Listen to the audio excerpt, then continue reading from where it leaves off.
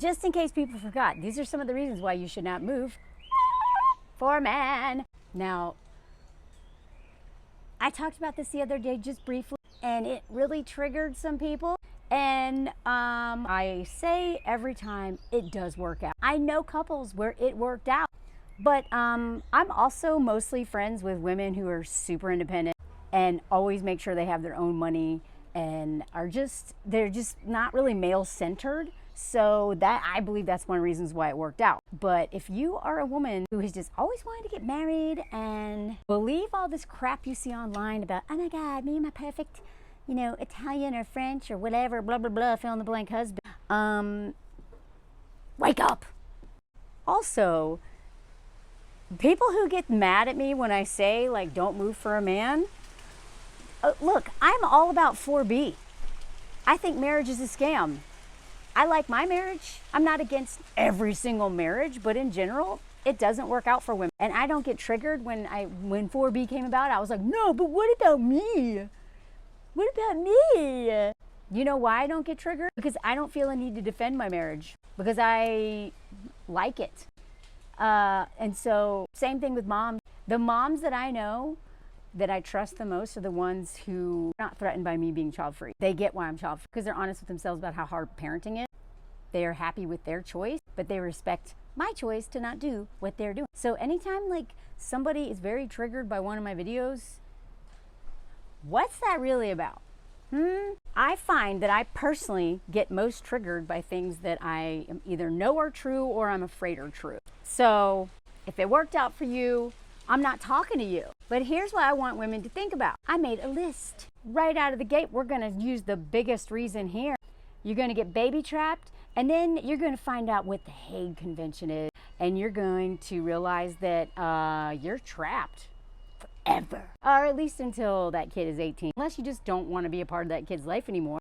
But you will, I've done videos on the Hague Convention. I'll try to find that, maybe link it. This right here will ruin your life. And if you don't know what this is, before you start planning your move abroad to be with your perfect French, Italian, Swedish, whatever it is, man, that you are using as a ticket to go do something that you want to do, and it's really not about that man, it's just about the idea of the man or the idea of living in that country, go live there without him. You don't need this man to go do this thing that you want to do. But if it's all about him, you need to think about this. Because you know what? He may be just this little prince here, but you know what he's going to be when you get into his territory? This! He's going to become a podcast bro in real life. And the other thing that I forgot to put on this list that I'm going to mention right away is that a lot of these men are hobosexuals, and they see, especially if you're coming from the United States, a lot of these men see you as rich because the incomes are higher in the US. But that's because we don't get health insurance or anything, right? And we gotta fund those genocides. So a lot of these men are actually, they may have a job, they may but they think that you're actually the sugar mama. And then when they get back on their territory, and especially if they're enmeshed with their mama and all that stuff, they are gonna be this guy who's on chômage all the time, right? Which is unemployment or whatever, doesn't work, and wants you to keep working. Or, I'll get to the other side of that coin in a second, because it's not the next one on the list. You gotta deal with your in-laws. Your in-laws, right? If you think that your inner critic, Judge Judy, is mean, wait till you meet the in-laws. His mom, this is not my reality, thank God. I hit the in-law jackpot. But if you think that your in-laws are gonna welcome you with open arms, well, I have some news for you. They're gonna hate you. If he's enmeshed with his mom, she's gonna hate you, and she's gonna make your life hard. She's also gonna talk crap about you in her language. She's gonna triangulate you. She's gonna do all kinds of stuff because they are very close to their mama in a lot of these countries. And the fact that you're just like this outsider, unless this is a very healthy, loving family, you are enemy number one, baby. And you are so far away from your family. Unless you got money, like a lot of it, you ain't ever seeing them. And unless he is like so in love with you, and really respects you as a human being instead of seeing you as something who just does a lot of free stuff for him, and he can like fork whenever he wants. He ain't spending y'all's money to go visit your family. That's going to cost thousands of dollars, and he would rather have his toys or whatever. But you ain't seeing your family again. Or if you do, it's by yourself. Or if you do, it's not as much as you want. But let's say you don't even talk to your family anymore because maybe you're no contact. If you're no contact with your family and then his family is a menace to you, you are not prepared for the level of hell that you're going to go through having in-laws that you wish you could go no contact with, that he is enmeshed with. Now, again, I love my in-laws. They love me, and when I see every day on Facebook all of the support groups for women who are married to Frenchmen, and that's just here. I can't imagine what it's like in Italy. That's next level, mama boys. But, oh my God. You're going to spend every Sunday eating lunch with them, and lunch is going to last 4 hours. Christmas, you're going to be at the dinner table, 12 hours. Bring a pillow, and you're not going to understand what anyone's saying because every single French lesson that you took is not going to make sense because they're going to cut their words, they're going to mash things together. Group dynamics, so hard to follow. Plus, they all know each other. You're like the outsider, which brings me to language. You're going to spend every spare penny you have taking language classes, and you're still going to suck at it. And, you know, everyone will tell you, like, well, when I moved abroad and I studied abroad, I learned French like that. Cool. Were you a student? Did you have a full-time job and had a dad with Alzheimer's and are, you know, burying a parent? Were you, like, doing all the adult responsibilities of someone in their 30s, 40s, 50s, and above? Or were you, like, a student? Because these are different. Immigrating to another country as an adult, very different than spending 2 years or 1 year abroad as a student. You may have had the time of your life as a student. This ain't it. This is not it. And it's easier to meet friends as a student. Try doing that as an adult. Try making friends as an adult anywhere, even in your own language. You come to a country like France or Italy, Spain, right? Like, I'm just going to speak for the ones that I know a little bit more about. I'll just speak for France right now. You ain't never breaking into that friend group. Even if you marry into that friend group, if y'all break up, none of them are ever talking to you again. But that's the only way you're going to get into a friend group. You're going to have to lay down the friendship tracks for years before you can call anyone your friend, unless they're an immigrant themselves. That's just how they do friendship here. I actually appreciate it.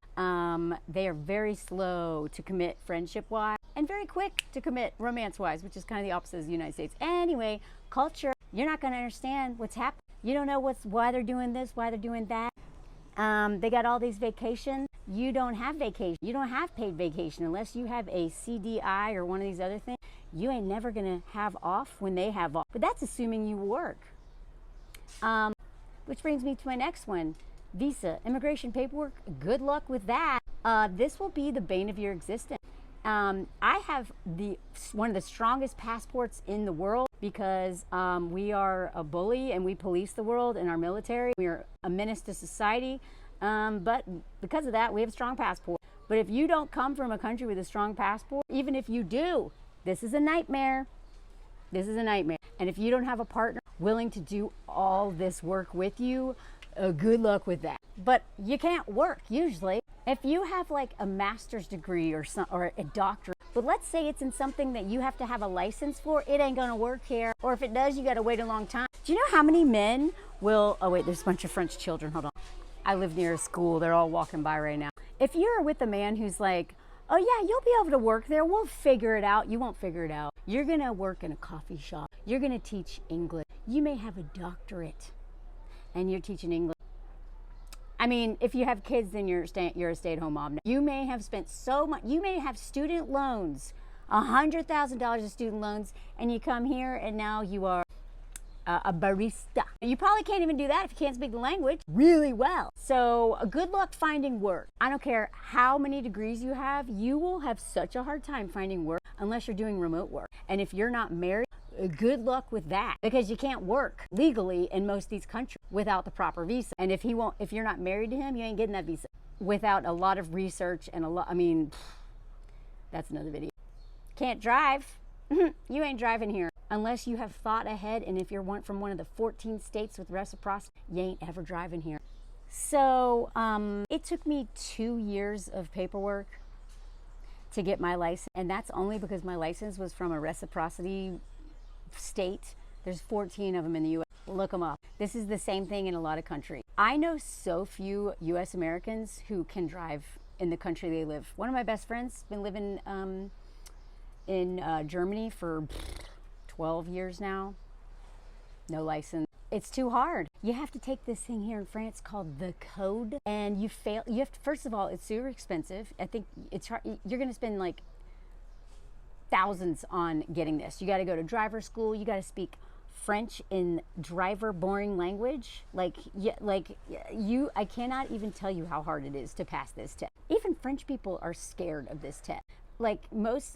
I was in the How to Get a French Driver's License Facebook group, and I can't tell you how many people were like, I failed again. This is my 4th time. You ain't never driving. So you need to look all this up. If you are moving for a man, find out if you're in a reciprocity state. And if you are, you better get on top of this, because you have 1 year to do this. And after you've been here a year, you can't do this. You can't exchange it. You're screwed. So it's all fine and dandy if you live in Paris or Lyon, where I am. But if you live outside of a major city, you need a car. Yes, we have public transportation.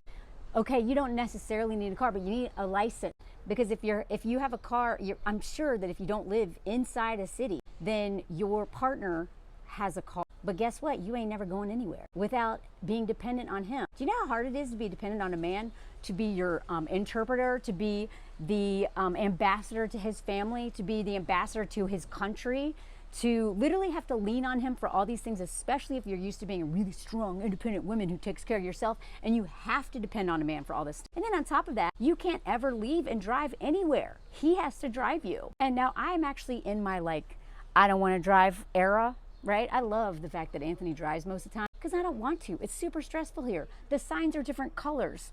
I get really because I have driven over 1 million miles in the U.S. when I add up all of the miles on all the cars that I owned.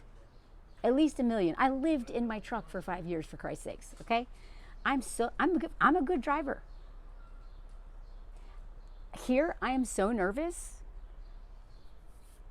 So I can drive, but I don't like to in the city. But if you come from the U.S., and especially if you're used to car culture, which you are, unless you live in New York City or somewhere, you probably have to rely on a car. You may love the fact that you have a bike and you don't have to rely on a car, but if you're not in a big city, you are going to be so isolated. So let's recap. You can't work, you can't drive, you're stuck at home, you don't know the language well enough to really French people are very insecure about their English. Yeah, they've been studying English since they were small, but they're very insecure about it. Some people think they're all rude. I don't think it's that. I think it's they have so much shame around their level of English. They won't speak English. Unless you're in Paris, sometimes in Lyon, they ain't speaking your language. So if you actually want to have friends, they're either going to be other immigrants, or they're going to be maybe a French person who has traveled abroad or lived abroad. So you can't drive, can't work, you're stuck at home, can't talk to anybody, and you're dealing with nightmare in-laws. And if you have kids, you're stuck here for 18 years. You're never leaving, or you will be accused of kidnapping. I'm telling you, you need to look into if you ever want to have kids and you're going to move somewhere for a man, especially internationally, I need you to look very closely at the Hague Convention, because where you have that child is very important. But even if you don't have it in his country, he can still accuse you of that. So, can't drive, no friends. They're hard to make. Already went over that, right? I have a handful of French friends here, and I've been going on 3 years now that I'm finally am in the inner circle. 3 years. And then also because of the language barrier, when I first got here, I made some good friends, and then I missed a lot of red flags because of the language barrier and cultural things I didn't understand. So then I had to start all over. So again, language, aging parents. Did anyone ever tell you about that? I just read a post today of a woman who she's been living abroad for so long. Her parents are getting sick, they're aging. They can't afford to move here. She can't afford to go back and take care of them. They don't have good care in her country, and she doesn't know what to do. Do you know how expensive, like, I have currently has a friend who's going back to her home country. Her mom had a stroke, and they don't have good care in that country, and she is spending all of her money flying back and forth to make sure that her mom is taken care of. And she is not rich. She's spending every dime trying to make sure her mom is cared for. But she's been here for so long that she's not going to move back to that country. Aging parents. Some people, again, if you're no contact, you don't even talk to your parents, fine, but you may actually end up wanting to take care of them, even if you hate them. Something happens when your parents get sick, where sometimes you have a change of heart. So don't assume just because you're like, screw them, I'm never talking to them again, that this is not going to apply to you. It just might. And it's going to be very expensive, and you're going to be full of grief and guilt. And one of my other friends, when her mom was dying, I think she flew home 5 times in 1 year. And then her mom finally died, and she had to go back and arrange a few. I'm telling you, you need to think long term. Stop thinking about the wedding. Stop thinking about, oh my God, friends. Stop following accounts where people are like romanticizing this. Just because it is working out well for me doesn't mean that none of this applies. And, most men in general are not deconstructing patriarchy and trying to help other men deconstruct patriarchy. Most men are like, cool, I've got free labor. Bye-bye everything, it's all about him, you're for. Do you understand that the whole system and the way you're conditioned and the way that he's conditioned is set up so that you center him in every possible way? And then you move to a foreign country. Now everything is about him, his family, his language, his culture, his friend group, his priorities, everything important to you. You are cut off from now. So if you move for a man, you ask yourself, would I move there if he was not in the picture? I am not saying don't take chances. I'm not saying don't ever do something like this for love. But ask yourself, if it doesn't work out, would I want to live there? Am I prepared to start a whole new life there that has nothing to do with him? Even if you're with him, are you going to make friends? Are you going to invest in your community? Because if this doesn't work out and you do not have a community to fall back on, you are so screwed, right? The same way, like, me and my mutual say, if you're going to have kids, only have kids being prepared. Would you have a kid if you're going to be a single mom? Do you want it that bad? Be prepared to be a single mom if you have kids, because the chances of this man actually doing anything and not trying to make you into a married single mom, or just abandoning you and leaving you. Would you still want kids if you were the only parent? Would you still want to live here and do all this work just for you? Or do you want to say goodbye to your, and that's what I'm saying. I didn't move here for a man. I moved here for me. I moved here single. I started to build my life for myself. I was really happy here. Then I met Anthony. I'm not saying that it wouldn't have worked out if I had moved here for him, but I don't think I would have moved here for him. I would be so resentful at him all the time about things that have nothing to do with him, because already having to center his family over my own, even though I love them so much. Like, if this was not an active choice that I wanted to be here, it'd be so easy for me to be like really bitter because of all the stuff I have to do to be here. Even though I would have to do all this stuff if he wasn't in the picture, and I was already doing all this stuff. That's why I'm like not bitter, right? But I got to go do like a whole French test for my 10-year immigration thing. I spend a fortune on classes.